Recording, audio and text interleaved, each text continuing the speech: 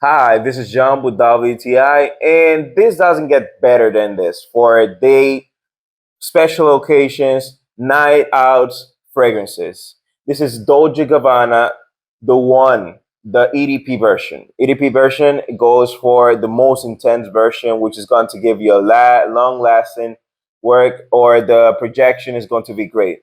This one has given me a lot of compliments due to the notes. This is like a little bit of boozy, and at the same time, the cardamom notes. It's just a great compliment getter whenever you're going out or you're having a special occasion. This fragrance just works perfect. The projection is good.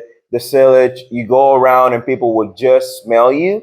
And the best thing is with the longevity, it just performs great.